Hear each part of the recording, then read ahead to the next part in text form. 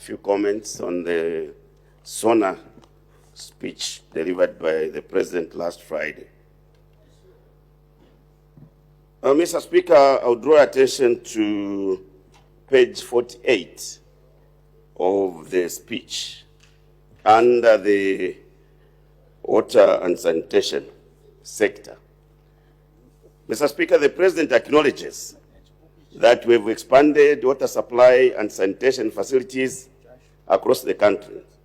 Major projects completed include Kafulafuta water supply system, the Kazungula water supply and sanitation, the Kafiwe bulk supply, and the Kaputa supply and sanitation projects. Mr. Speaker, what the project was acknowledging here is that government is a going concern.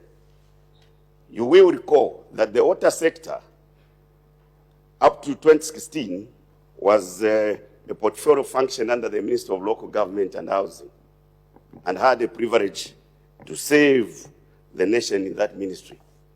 These projects, Mr. Speaker, Kafiwe bulk and Kafulafuta bulk, were contracted in the year 2014. I took the two cab memos to have these projects contracted under date.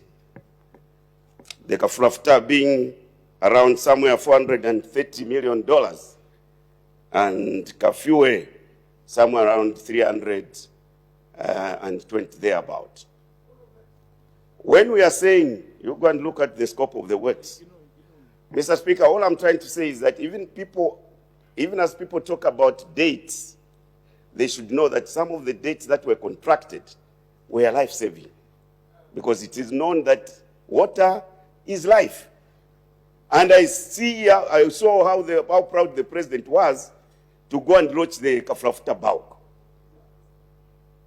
which is to Kata, Fondola, Luansha, Masaiti, and a few surrounding areas. Because if we didn't do that, Mr. Speaker, at that stage, this time around, Kafulafuta was struggling to treat water for the people. If we didn't do that, Mr. Speaker, the cholera that you used to see in Kanyama and all the surrounding areas in Lusaka would have continued. So even when you are condemning the date, you must know that some of the dates that we contracted were life-saving, such as this. These other two projects were contracted when we created the Ministry of Water, where my colleague is, to ensure that our people had granted water sector to deal with non-communicable diseases. I was happy to see my mother, one of the Vice President, go to commission the Kaputa water sanitation, because that's the only project that is there. And I'm praying that my mother will make sure that there's a road, that contract which was cancelled. That will be a very big challenge for you, because that project is a monumental one. That's what governments do. Leave something. So even when we're talking about CDF, yes, CDF is constitutional. We made it constitutional in 2016, constitution. So every successful government now are bound to ensure that the CDF is appropriated for. It's in the constitution. Madam Speaker, Mr. Speaker, government should make sure that you prioritize those capital projects. Yes, you have restructured the debt, but you should also know that that debt was properly contracted, such as the example the President was giving here. Mr. Speaker, I was happy to hear the President say, we as a country, we should make sure that we settle certain matters out of court. I agree with him 100%. Yes, criminal matters should go to the courts, and all those clear cases. All you are saying, and I hope the Attorney General was listening, is that apart from business transactions that can be sorted out of courts, there are also certain matters that just require collective wisdom. Why should this era, Mr. Speaker, we as a country should be making headlines that wizards have been jailed for 2 years and so and so? The question, Mr. Speaker, the president has informed the nation publicly that he doesn't recognize witchcraft. We were all listening. But here we are, and people are calling us. Now you have got witch doctors as magistrates.